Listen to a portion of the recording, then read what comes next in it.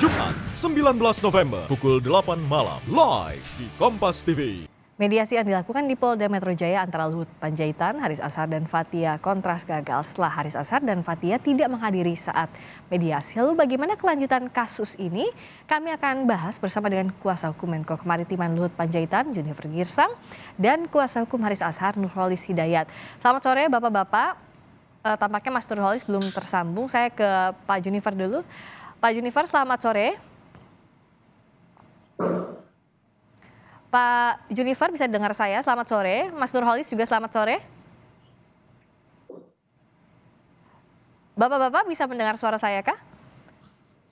Saya bisa mendengar, Priska bisa saya dengar. Oke, sip. Saya ke Pak Junifer dulu. Jadi sudah bulat Pak Luhut tidak akan ada mediasi lagi setelah kemarin? Iya, jadi kenapa Pak Junifer? Iya, baik saya jelaskan dulu.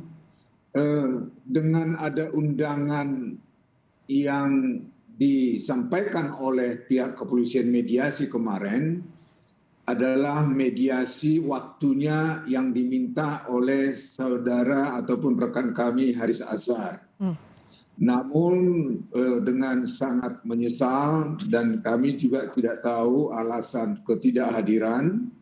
Kemudian Luhut menyampaikan dengan terhormat kita sudah menghadiri undangan dan oleh karenanya proses yang sudah berjalan ini adalah proses yang kita hormati. Nah oleh karenanya karena tidak ada satu proses yang akhirnya mau mediasi, beliau sampaikan kemarin ya bagusan supaya ini semakin jelas permasalahannya dan masyarakat tahu apa yang menjadi masalah, ya kita bagusan melimpahkan di pengadilan, nanti pengadilan yang menilai, melihat apa yang menjadi dasar laporan kami, biarkan nanti masyarakat juga bisa mengikuti, demikian juga pengadilan bisa memutuskan.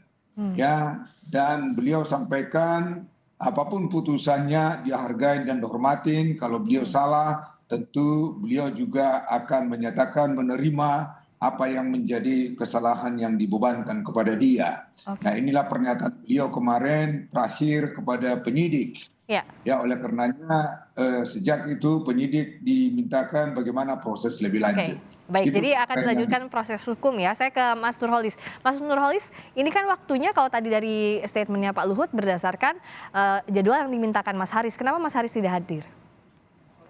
Baik Mbak, jadi kronologisnya seperti ini, betul bahwa seminggu, nggak kurang dari seminggu sebelumnya memang mediator Metro Jaya menghubungi Haris Azhar untuk kemungkinan tanggal mediasi. Kalau dari Haris Azhar, Haris memang bersedia untuk hadir, tapi karena disepakati di awal harus hadir semuanya. Kemudian kami pada sekitar hari Jumat menerima informasi rekan Fathia, koordinator kontras berhalangan karena beliau ada di luar kota, sehingga dan Fathia sudah memberitahukan secara resmi kepada mediator untuk ulang proses mediasi. Nah akhirnya ya kami dari Haris Azhar tidak dapat memenuhi untuk kita juga untuk dijadwalkan ulang. Nah, jadi semangatnya selalu ada komunikasi seperti apa yang telah diupayakan oleh kepolisian untuk mendudukkan persoalan ini sesuai dengan proporsinya dan mencari jalan keluar yang terbaik buat para pihak. Dari awal pun seperti itu, karena ketika panggilan pertama Pak LBP tidak hadir pun kami hadir. Kami memberi saran yang konstruktif supaya jauh hari dikonfirmasi betul kepada para pihak, baik itu ke Pak Lapor atau terlapor, untuk betul-betul sama jadwalnya.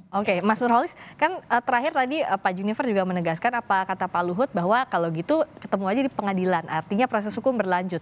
Kalau dari pihaknya Mas Haris menganggap ini jalan yang terbaik, tidak ada mediasi di kemudian hari, ya langsung saja proses hukumnya berlanjut?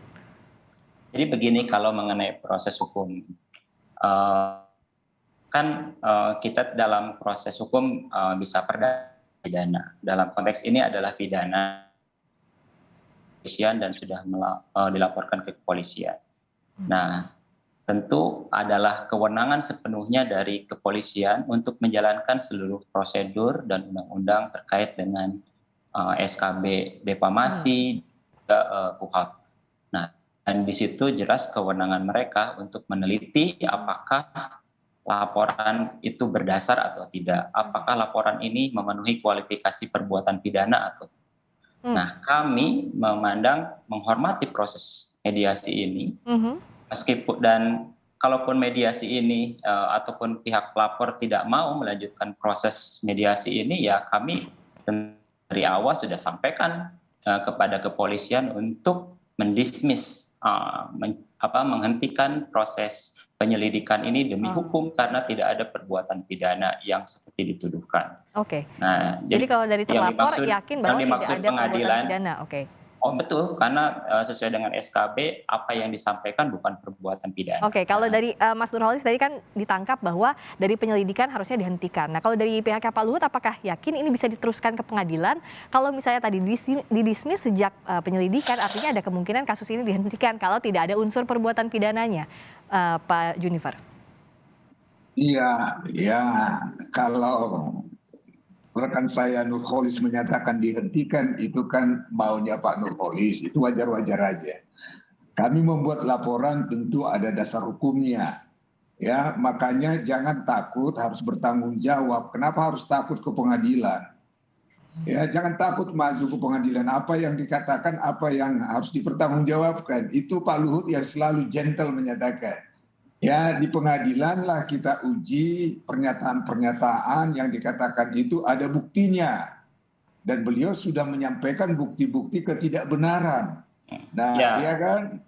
Ya saya tanggapin ya. Oke, silakan Mas Nurholis. Jadi ini bukan soal takut atau berani ya. Karena dari awal kita nggak takut mau dibawa kemanapun kayak gitu. Dan justru itu baik. Rekan Haris Azhar atau klien kami sudah menyampaikan itu nggak masalah dengan itu. Tapi ini bukan soal takut, tapi ini soal bagaimana profesionalisme dari penyidik untuk menentukan sebuah hukum. Betul bahwa itu subjektif dari kami juga punya bukti-bukti, mereka punya bukti-bukti. Tinggal penyidik untuk menentukan secara jelas untuk apakah ini harus dihentikan atau tidak. Kalau memang tidak bisa memaksakan kepada kepolisian untuk melanjutkan suatu yang tidak ada dasar hukum. Oke, tapi intinya semua pihak sudah siap dengan bukti-bukti. Begitu juga Pak Luhut, begitu ya Pak Junifer? Ya kalau kita dari awal membuat laporan, ya tentu kita sudah mengkaji ya secara hukum dan menganalisis, makanya kita bikin laporan. Yang menjadi catatan kami, saya juga heran ini teman Nurholis ini, selalu berkelit, ya toh yang menyatakan tidak berbuat. Pada saat kita menyatakan mari kita uji di pengadilan, kok sekarang diminta dihentikan? Ya kok sekarang itu dikatakan bahwa ada buktinya. Nah kalau sudah ada bukti, seorang lawyer tentu harus berani menyatakan bukti itu sahih untuk dipertahankan di pengadilan. Kalau dari Mas Nurholis yakin bahwa kan begini, itu sahih? Pak Junifer kan advokat, ngerti hukum. Jadi sebagai mekanisme hukum acara pidana sangat jelas memberi kewenangan yang penuh di kepolisian penyidik untuk dapat sesuai dengan kapasitasnya menghentikan penyidikan jika kalau tanpa dasar setelah meneliti bukti-bukti dan melakukan penyelidikan. Jadi bukan kami nggak ingin kalau kemudian polisi kemudian memaksakan sesuai dengan penilaiannya bahwa ini layak dimasukkan ke pengadilan, ya kita hadapi. Tapi kami punya pandangan bahwa polisi selayaknya berpatokan pada SKB defamasi dan menghentikan kasus ini karena ini bukan defamasi. Nah, itu saja. Jadi kita nggak bisa maksa-maksa sebagai pelapor atau terlapor kepada kepolisian untuk melanjutkan bertarung di pengadilan. Jadi kalau terkait dengan kewenangannya di penyidik begitu ya? Betul, itu kalau pidana. Kecuali kalau Junifer mau gugat perdata. Nah, ada proses arena pertarungan yang lain yaitu di persidangan perdata. Nah, saya mau tanya ini nih soal biar jelas dulu ke Pak Junifer. Jadi ini laporannya pidana dan perdata kah? Dan apa dasarnya kalau misalnya pun ada gugatan perdata dari pihak Pak Luhut? Ya, baik. Memang saat ini kami sedang memproses adalah pidananya dan tidak menutup kemungkinan dalam waktu dekat juga setelah kami melakukan pertimbangan-pertimbangan lebih lanjut, upaya perdata juga kami persiapkan, tetapi nanti kami akan kaji itu. Gugatan 100 miliar betul?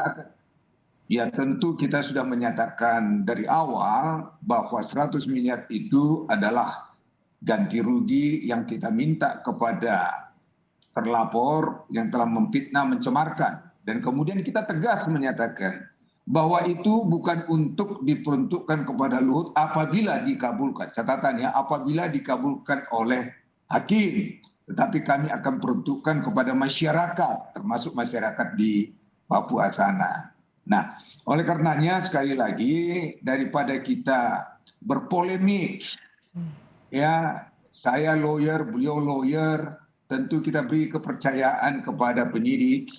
Bagaimana proses lebih lanjut. Prosesnya masih berjalan. Saya tanya ke Mas Nurholis, ada dua nih, ada pidana, ada perdata. Siap untuk menghadapi ini? Ya, pidana perdata kita siap. Saya ke Mas Nurholis dulu. Silakan. Jadi oleh karenanya, Pak Junifer, maaf saya ke Mas Nurholis dulu ya. Saya tanyakan dulu ke Mas Nurholis. Jadi siap nggak nih menghadapi pidana dan perdata? Ya, kami tegaskan kami sangat siap. Pertama itu, yang kedua begini, ini perlu digarisbawahi, meskipun Haris Azhar dan Fathia menghendaki bahwa proses pidana dalam kasus ini harus didismiss atau dihentikan demi hukum, bukan demi apa-apa, demi hukum karena memang tidak ada perbuatan pidana.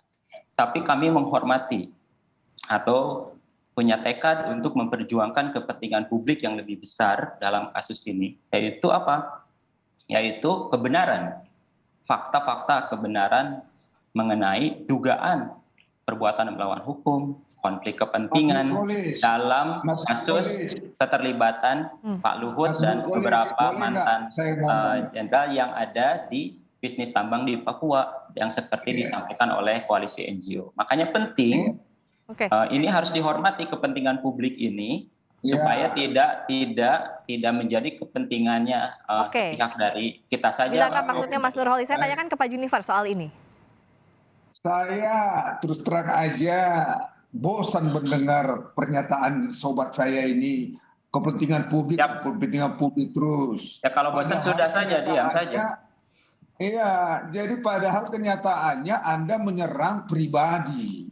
Dan kemudian ada kepentingan-kepentingan yang termuat di dalam pernyataan-pernyataan itu. Ya, itu kan katanya, itu perasaan Pak Junifer, ini fakta hukum. Kami sudah sampaikan. Kalau bicara fakta hukum, kami kita sudah berbicara soal di kepolisian. Dan sudah. kemudian saya tegaskan sekali lagi, ada kepentingan pernyataan-pernyataan ini. Saya sudah katakan tadi, berkali-kali saya katakan ada kepentingan dan ini kami buktikan dan kami kepentingan satu-satunya dalam ini adalah kepentingan publik, hak publik untuk mengetahui kebenaran, hak rakyat Papua untuk tidak jadi korban pelanggaran hak asasi manusia, bisnis para pejabat yang memiliki potensi konflik kepentingan, dan itu yang penting kayak gitu. Nah, jadi itu yang sudah dilaporkan koalisi NGO kepada lembaga-lembaga independen yang saya di bawah seperti Komnas HAM menjadi penting. Oke, satu-satu. Mas Nurholis sudah penjelasannya. Saya ke Pak Junifer lagi. Apa yang ditanggapi tadi? Baik. Jadi begini, Mbak. Selalu melandaskan kepentingan publik. Nah, oleh karenanya supaya terbuka ini di publik, mari kita buktikan di pengadilan. Jadi jangan selalu berdalih publik-publik. Anda juga sebetulnya benar mengatasnamakan publik apa tidak? Nah, untuk itulah kita katakan biarkan proses ini berjalan, nanti di pengadilan terbukti kepentingan publik atau kepentingan pribadi. Kami buka. Kami buka ini. Saya tanya ke Mas Nurholis. Jadi kalau kata Pak Junifer, ini satu lagi bisa catatan. Pak Luhut sudah sampaikan, dia siap hadir di pengadilan untuk diminta keterangan dan penjelasan. Apa lagi? Oke, Mas Nurholis.